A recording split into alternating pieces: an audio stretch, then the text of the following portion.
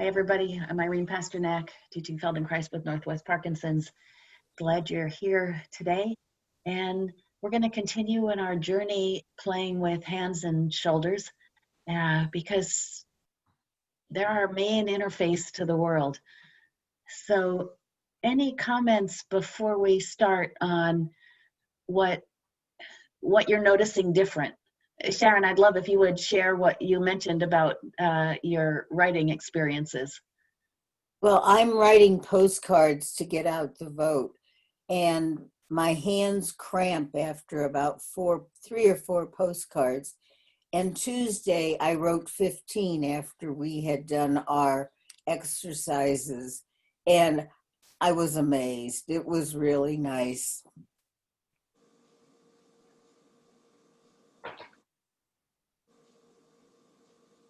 Anyone else have some things they noticed afterwards?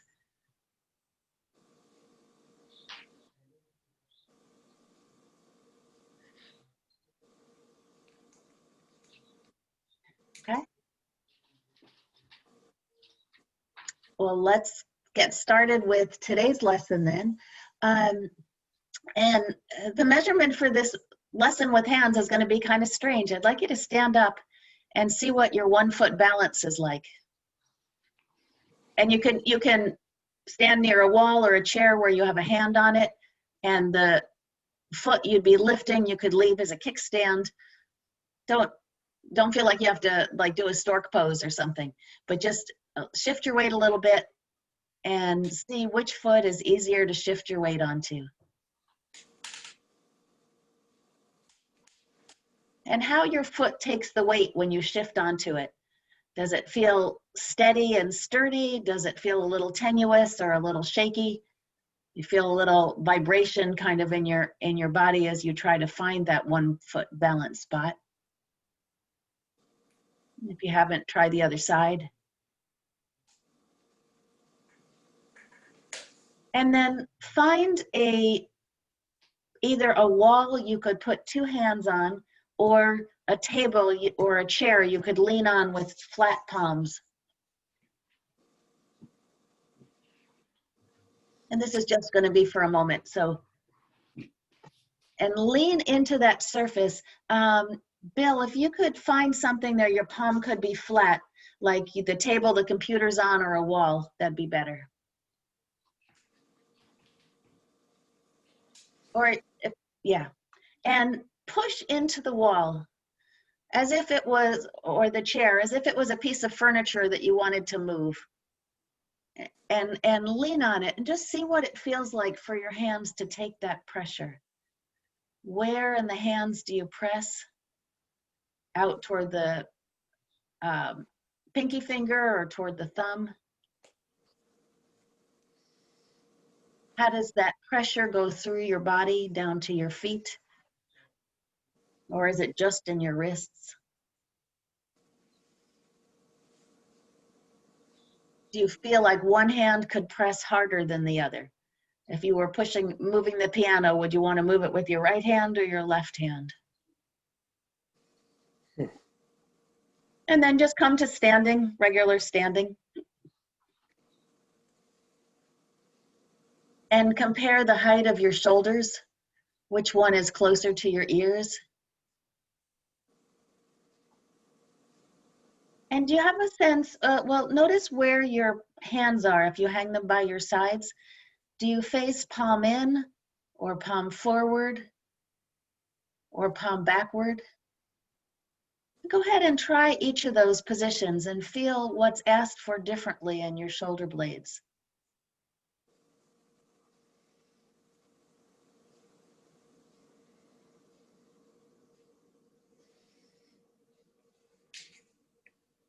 Okay, and then take a breath in and notice, where does the breath go first inside you? Which part of you expands before the rest?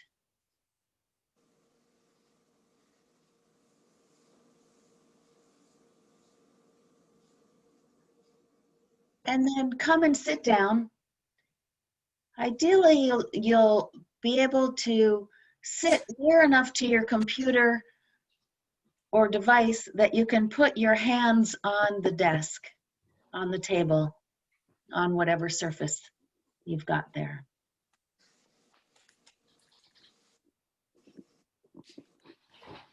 And take a moment and look at your hands. And let's start with the left hand.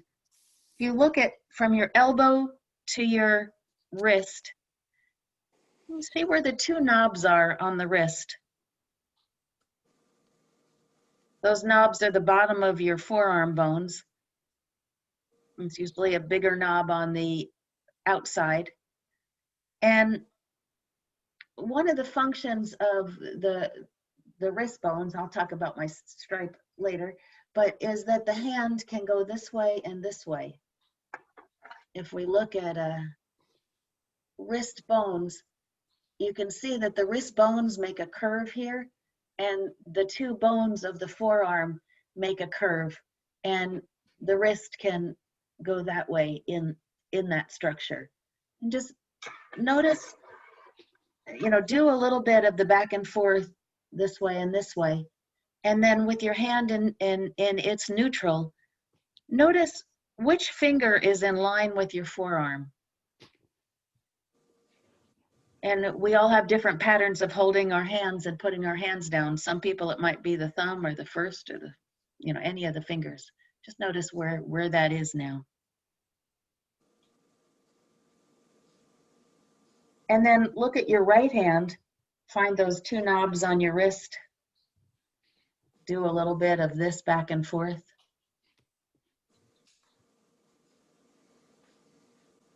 And then look and notice what line, if you draw a line down your forearm to your fingers, where does it go?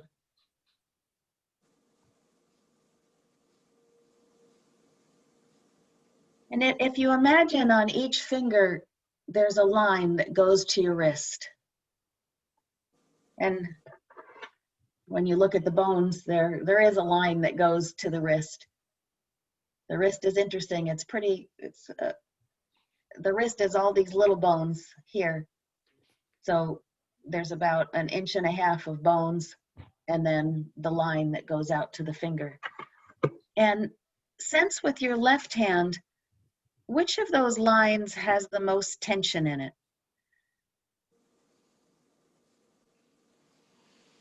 And I find with my mind, what I do is I draw a line back and forth on one ray, and then I draw it in my mind's eye back and forth on the next ray. Just out and back a few times. And you'll find some fingers that you draw the line, and it's kind of easy in your imagination that there's a sense of movement as you draw the line, like you were flowing, drawing. And some fingers, it's kind of like feels chunky to draw the line. Like even in the imagination, it's harder to draw.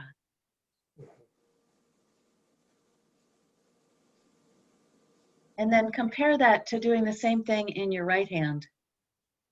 Drawing a line along the bones up to the wrist.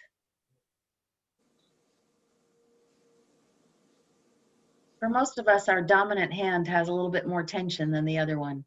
And it just is a little harder to sense the free-flowing line. It's like even our imagination gets a little bound up. Okay, and rest for a sec. We're going to play with our left side first today. And before we do more with the hand, we're going to just warm up the shoulder blade. So I'm going to pull my skeleton a little closer. No, bring him closer, you can't see him.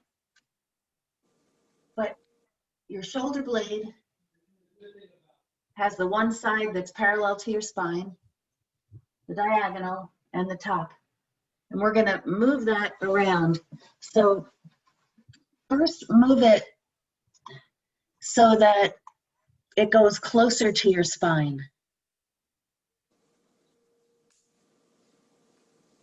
And when you move it closer to your spine, see what has to happen in your chest to do that. I'm gonna, for some reason, I got inspired to play with little bits of tape today. so I didn't have to write on my clothes. But if I put a little X right there, I want you to pay attention to that spot in yourself today. So maybe put your fingers with your right hand to touch that spot. And then take your left shoulder blade closer to your chest. And try pushing forward on that spot as you do it. So it's like you're trying to take that spot on your chest and push it into your hand. And that will help your shoulder blade move towards your ribs or towards your spine, back behind you. And if you push your belly out a little, that will help it too. Okay. Now, when you do that, well, never mind. Now, take your shoulder blade up and down.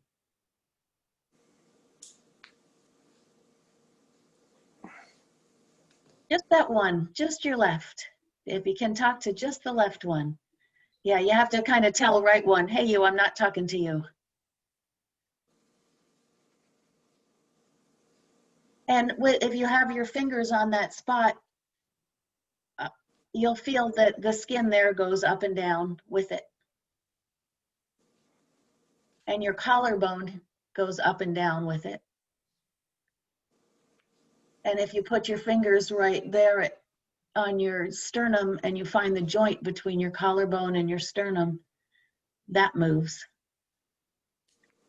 Pretty much anytime this moves, this has to move, okay? And then push your shoulder blade down like that you wanted the tip of it to point to your opposite buttock. You might have to shift your weight a little bit to do that. See if you can find a way to shift your weight. If you shift your weight onto your right side and push this spot, this X spot forward, you can bring the bottom of the shoulder blade in toward the spine.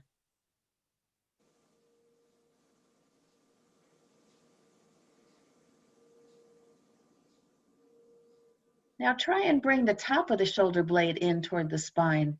And to me, the easiest way to do that is to put my hand out like this and kind of push back with my elbow a little bit. It's a strange movement there.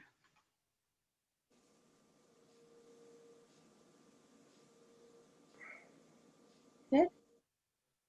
And just sit for a moment and see if from doing these simple movements with your shoulder blade, if that shoulder is further from your ear.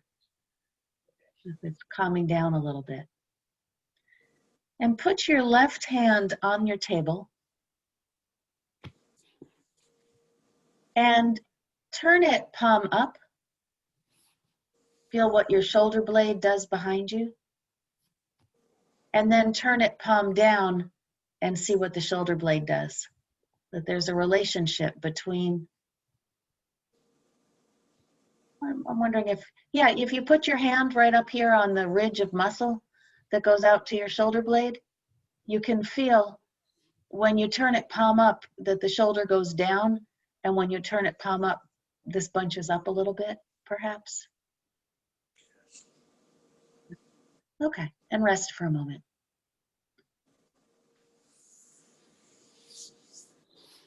Take a breath in and sitting and see if it's going more into one side than the other.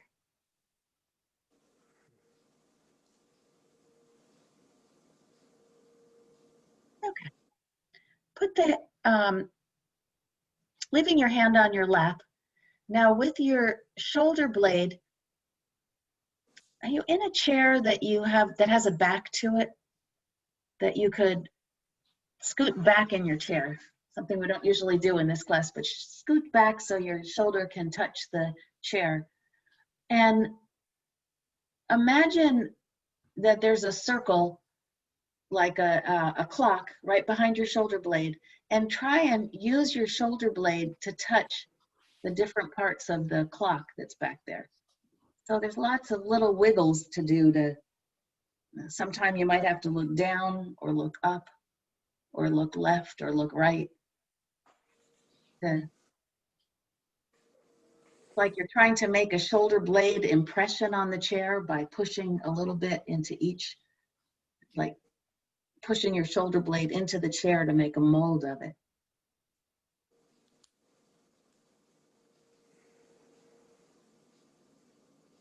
And this is a lovely way, if you get into bed or you wake up and your shoulders are stiff, try and make a shoulder print in your bed by pushing into different parts of your shoulder blade.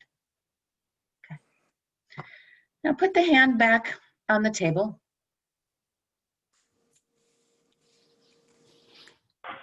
Begin to lift your thumb up.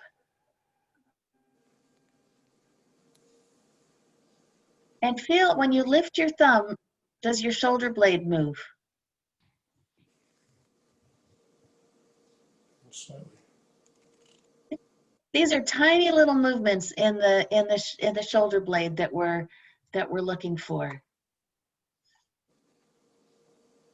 But it's those tiny little movements that are what makes it so your fingers and your hands move freely.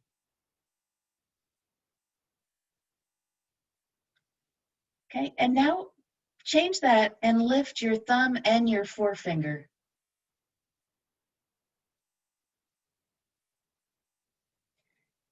And somehow the weight has to shift in your hand as you do that.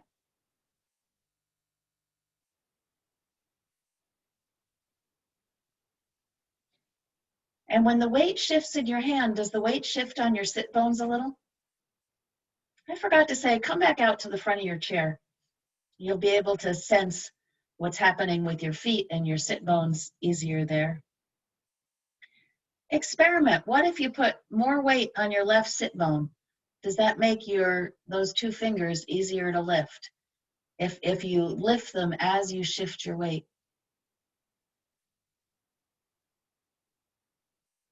Does it help if you push down a little bit with your right foot?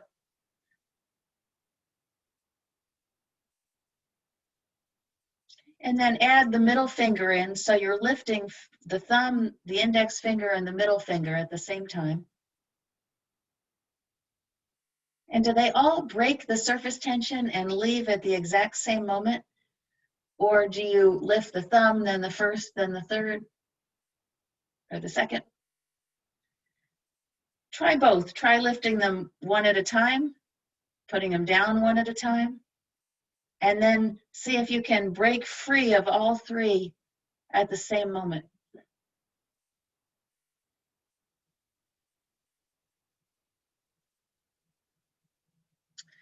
And then let's do an experiment. Take your shoulder and roll it a little forward. And kind of fold your belly, pull your belly in, look down. And now lift those three fingers and see if it's easier or harder. Okay.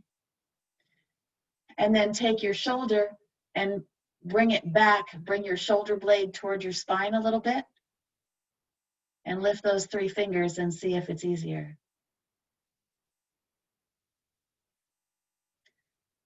And then try and do those two motions at the same time. The shoulder blade goes back as the fingers lift. And do you inhale or exhale as you do that?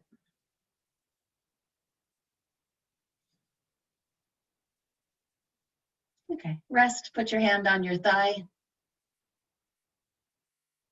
Let's see if your right and left sides or your hands are feeling different on your thigh. Does one hand press harder? Do the shoulders feel different? Do your feet feel different on the floor?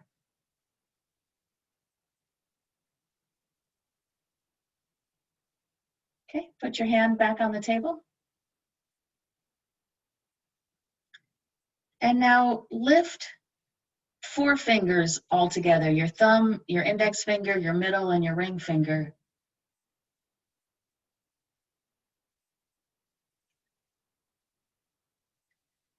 And then experiment we talked about how your hand can be this way or this way, that smile line in your wrist. Experiment with doing this with your hand so that your pinky is in line with your forearm, or if your thumb is in line with your forearm. and see which makes it easier to lift 4 fingers. Which one is it easier for you to breathe when you do it? Does one make you hold your breath and one allow a breath to come in?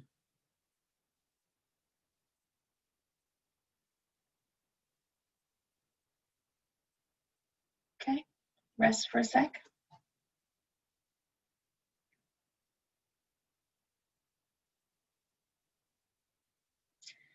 And now begin to lift your pinky finger first.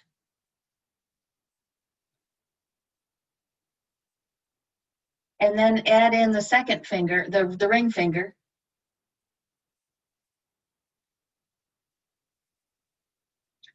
And for this experiment, is it easier to do it if your shoulder is forward or if your shoulder is backward?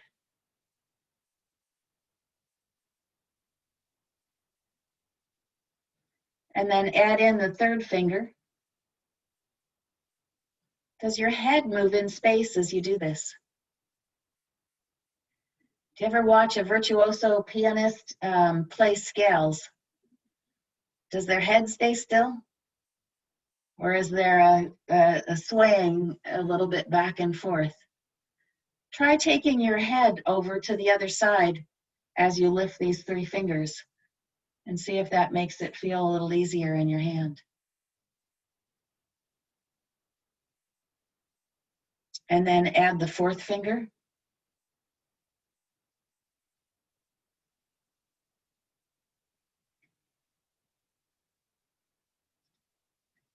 And if you found it was a little easier when you rolled your shoulder in, deliberately roll your shoulder in to do that.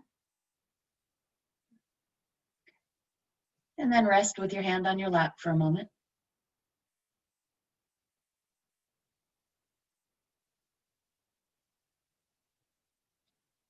Put the hand back on the table. And once start with your pinky and lift the 4 fingers that way. Then put those 4 fingers down and start with the thumb and lift those 4.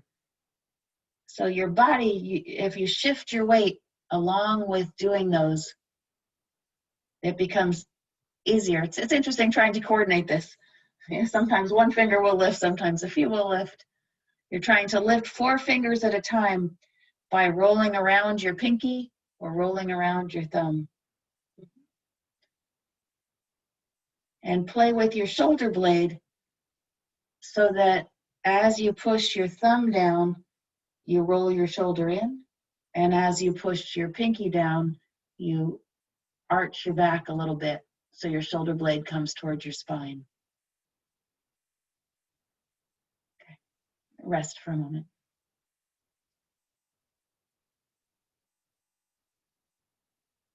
When you breathe in, which nostril is the air going in? We always have one dominant nostril at any time, and see if it's the left one now. All right, now we're going to play with the diagonal line. So if you imagine a line going from the base of your thumb out your pinky, and then put your hand down on the table, and I'm going to let my hand show for a moment, and bend your elbow up a little bit so your wrist is a little bent. And try and push forward on the diagonal line out your pinky, and then pull back on the diagonal line with your finger. I'm finding that tracing the line with my finger actually helps me find this. If I very gently rub along the diagonal toward my pinky lengthens. And if I very gently rub back, this part of my hand pulls back into itself. Have your hand on a surface if you can, rather than in the air. You'll get more sensation. And a few times, focus on the pinky going out and then coming back to neutral. So it goes forward and then it comes back. And then focus on bringing the back. So you're thinking more about trying to go backward and then releasing it into neutral.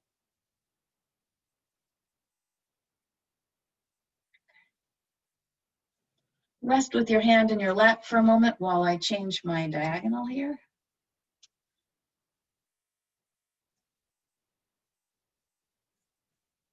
Okay, so now we're going to play with a diagonal that goes from the forefinger into the side here. And to slide forward on this one, you'll probably need to roll your shoulder in a little, and then you can extend your pinky a little. And then if you take your shoulder blade back and push your belly out, you can bring the hand a little this way. And really use your finger to help guide. It goes out, and then it goes back. You might find with your foot, your left foot on the floor, you can do the same thing. If you imagine, if you roll forward on this line, your big toe gets long, and if you roll back on this line, it wraps around and your weight shifts over to the fourth toe. So in your hand, when you go out the pinky, the weight moves toward your thumb. And when you go back the other way, the weight moves more into under the fourth finger.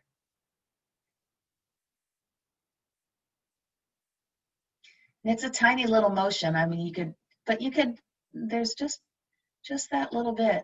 It's actually interesting having the tape on my finger, but it helps the sensation. If you have some micro pore tape, you know, the little rolls of in your first aid kit, it helps you find that sensation. But this sensation in your foot is what gives you stability in standing. So play with it from your big toe towards your ankle, rolling it back on that diagonal a little bit. This uses the fibula that we've played with when we've done the leg lessons, the outside bone in your foot. My skeleton is caught up with my blanket on my bed. There we go.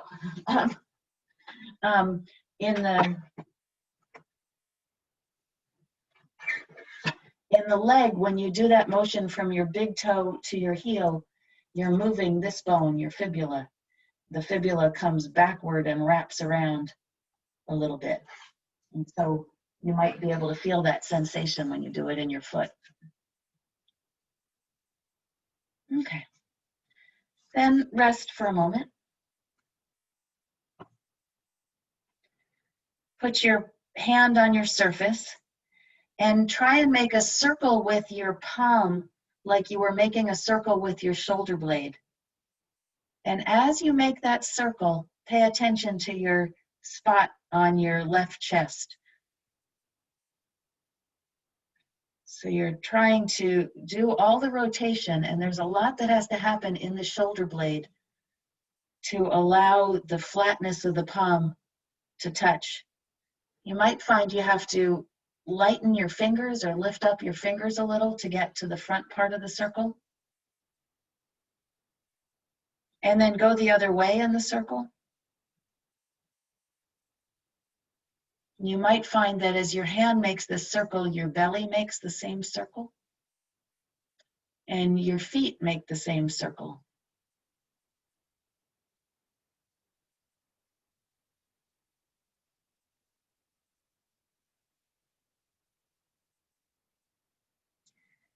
And looking at your left hand, if it's on a clock, 12 is up by your middle finger, 6 is by your wrist, 3 is by your thumb, 9 is by your pinky. Make sense? Looking down on a clock. So try the diagonal between 2 o'clock and 7 o'clock.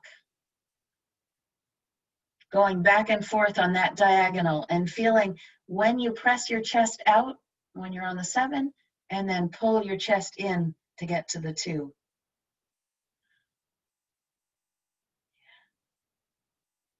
Okay.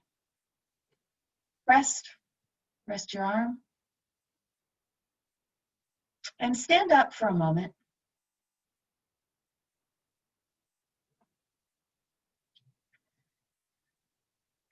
And as you stand up, let your arms be long and feel for differences between your left arm and your right arm. Does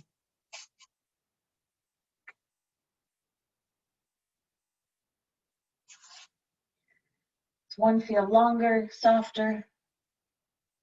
Now touch your right forearm with your left hand and pet it like you would a cat, in the direction that the hairs go.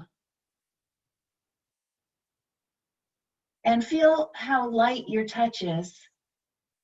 Okay. And then compare, use your right hand to do the same thing on your other side and feel if your touch is a little heavier there. Like if you're able to be lighter with this hand we've been working with.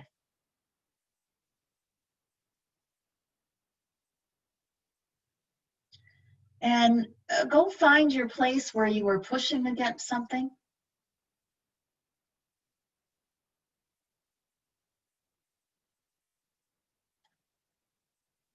And compare pushing with your left hand, how your wrist bends and takes the pressure of the push, versus pushing with your right hand. See if there's a different quality in the movements between the two hands. If one goes through your shoulder, you can feel how the weight grounds itself down to your feet more clearly. And if on the left hand, you can find that place of pressing where you press on the line of the fourth finger.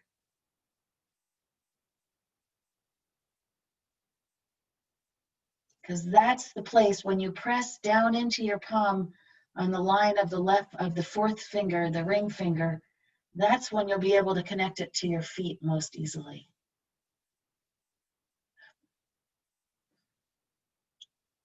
And bring your arms down by your sides. Take a breath in, feel, does it go into the right or left side? And is your weight more on your right foot or your left foot?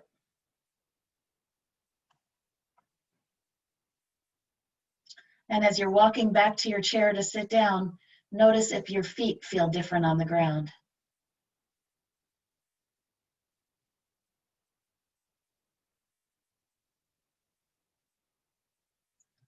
And if class was over right now, which side of your body do you like more? Does it just have more pleasure in it? If you could only take one side home, which side would you take?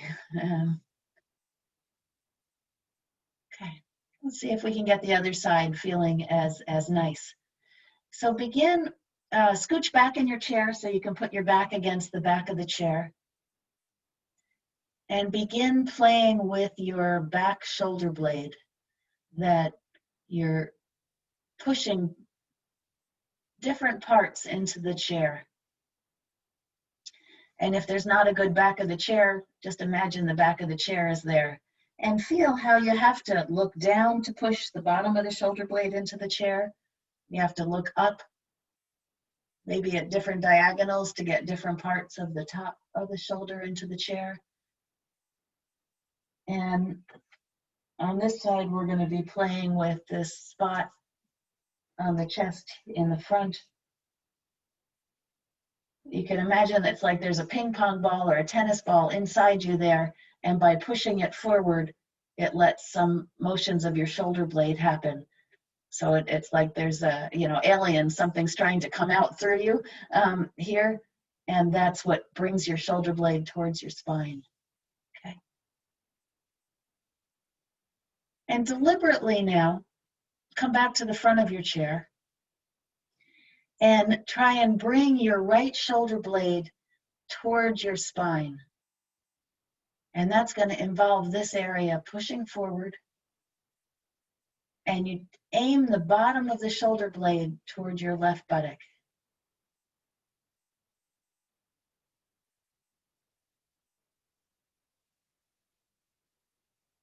And then lift your shoulder blade.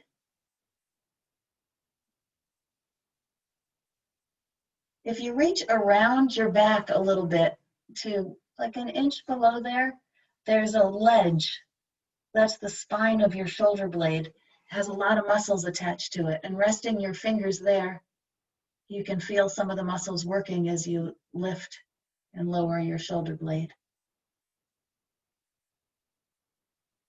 And does it go straight up and down, or does it go up and in and down and out? See if you can find up and in and down and out, or up and out and down and in. You might have to side bend at your waist a little to get it to go in at the bottom. So there it's like you're the Hulk, and then you get narrow. Okay. And see if that shoulder is settling down a little bit.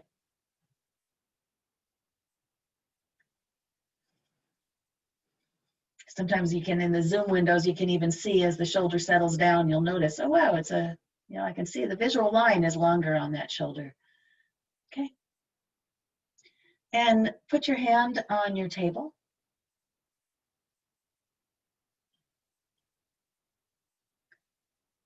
And begin to notice on this side right now, where did you put your hand in this plane? Maybe go back and forth a little bit between pinky out and thumb out, that smiling on the smile line of the wrist. And seeing where your neutral is right at the moment. And begin to experiment with lifting your thumb and seeing, is it easier to lift your thumb if your shoulder's forward or if your shoulder's backward, your shoulder blade? Or maybe if you do a movement of pushing out with this tennis ball that's inside you under the X. And then add your second finger and your third finger and your fourth. So in some way, it's like rolling around your pinky. If your pinky could actually grab your table, and by your pinky rolling, those other four fingers just kind of pop up in the air without a lot of work. And if you actually let that pinky scoop underneath like a melon scoop, the fingers lift with no energy. And they can all lift at once and all set down at once. Okay. Pause for a sec. And now begin lifting your pinky up. And the pinky and your ring finger. What can you do with your weight and your shoulder blade to make this easier?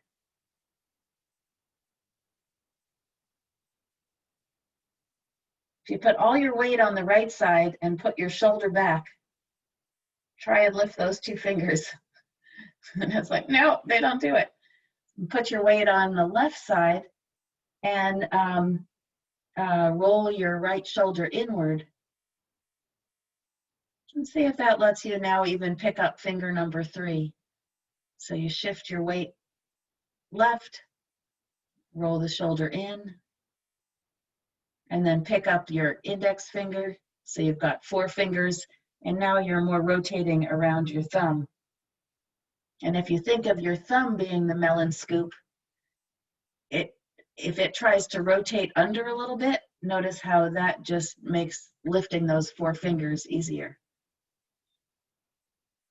You could put your hand on your forearm as you do that and just lightly grab the skin, and as the hand rotates, help the skin on your forearm come along, and that helps the bones inside your forearm rotate and twist to lift those 4 fingers.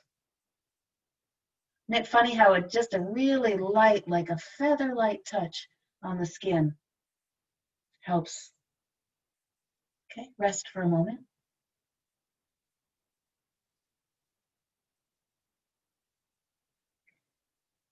And then alternate. Once, roll your shoulder forward, take your weight left and lift up index through pinky.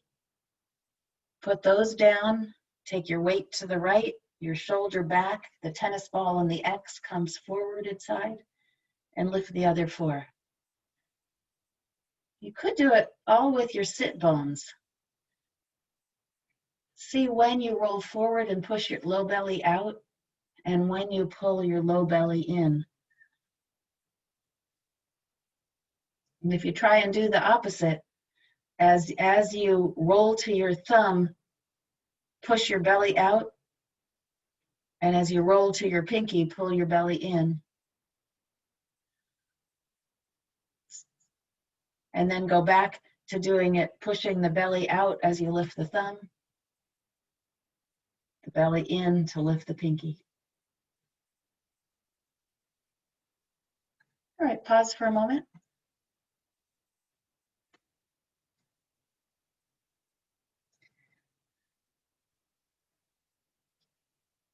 All right, sticky tape loses its stickiness after a while.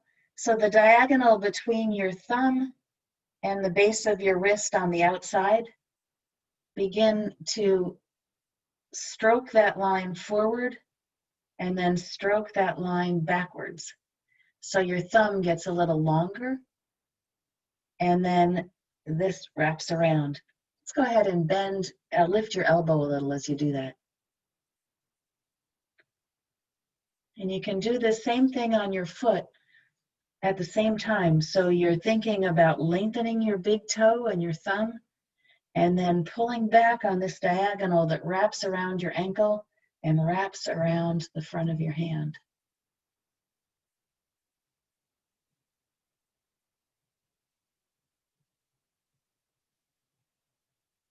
And a few times, really focus just on the pulling backward and around yourself.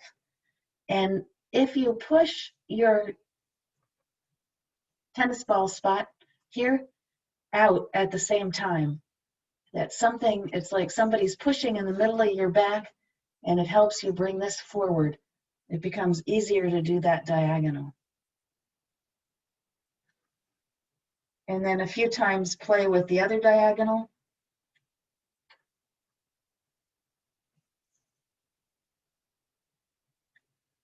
So letting your pinky lengthen and your pinky pull back. You can use your finger on that diagonal to just very gently, and I'm showing it too fast. It's better to do it slower. And then rest.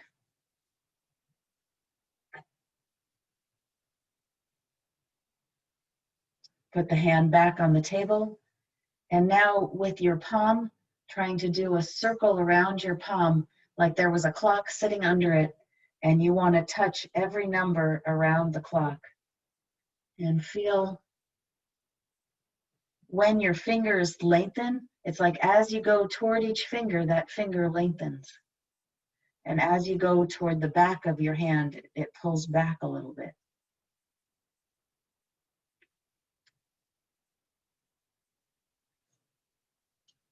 What we're doing in this lesson is taking every bone in your wrist and your hand and putting it through much of its range of motion. Try going the other way with the circle. You might find you need to like take a finger and lift it up to reduce some tension on it.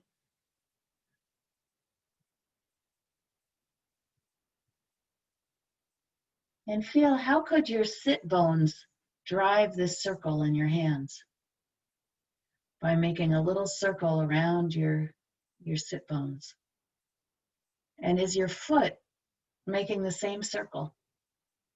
Deliberately make the same circle in your foot with that same sense. Let's all go clockwise. And as you come around clockwise, the feeling of the pulling into your hand and into your foot.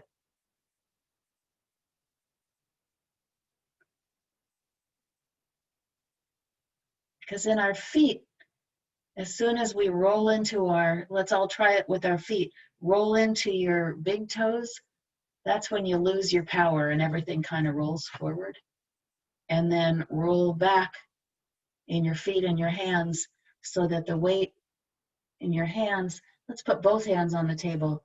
The weight in your hands goes into this fourth line, and the weight in your feet goes into the same place. And feel the difference in your sense of presence.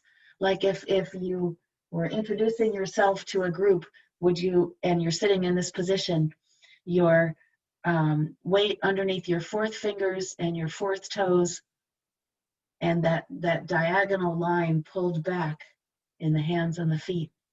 Feel what that's like. It's like, all right, here I am. And then roll into your thumbs and roll into your big toes. And it's like, okay, I'm invisible. I don't want you to call on me in class. And then, oh, I have the answer. Roll out onto the fourth and see the difference in how it makes you feel. And if you think about these two X's up here, that when you're on the fourth, that area is forward a little. So what you do with your hands has to do with what you do with the posture in your mid-back. And one affects the other. But when you want to have the freedom in your hands, you have to have the freedom in the chest. So come on up to standing.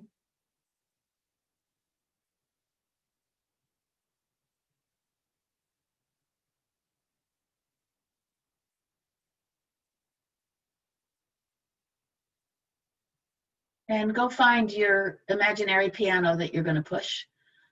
So your hands on the wall like we did before.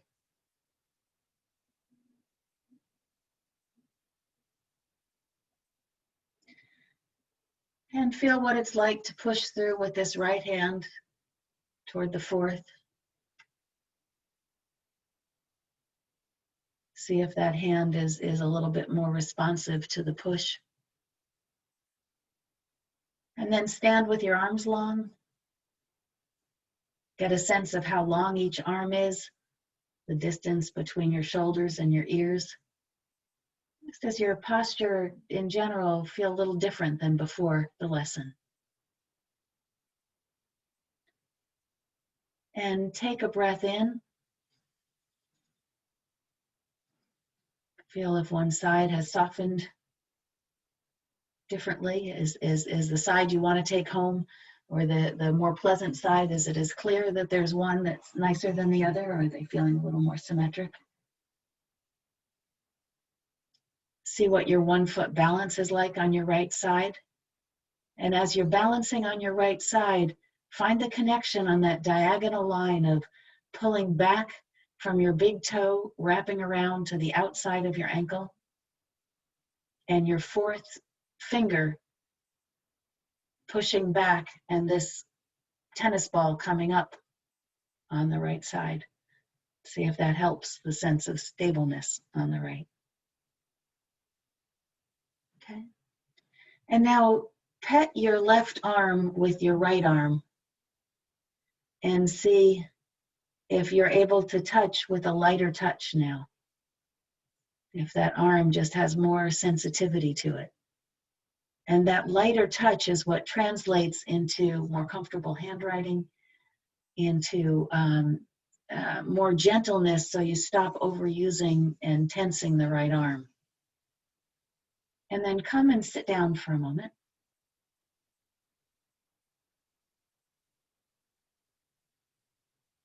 Put your hands on your thighs and see if they're resting just a little lighter than they were before. And take your hand and gently go around your thigh. Just feel if that motion is light and comfortable. You could take 2 hands on the thigh and both go one way and both go the other way. Feel how your shoulder blades help you do that back and forth. How your weight shifts from sit bone to sit bone.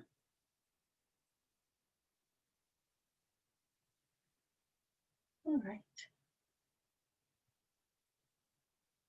So take these gentle, relaxed arms and hands into your day and notice what feels easier today. And be prepared to next week say, I noticed I could do X. Because it's the noticing, especially in the moments right after the lesson, that helps your brain retain the changes that happen in your body.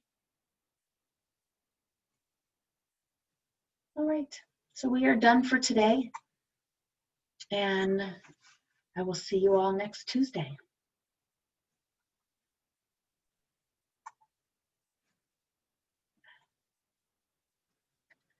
Bye, everybody. Thank you, Irene. You're welcome, Danielle. Thank you.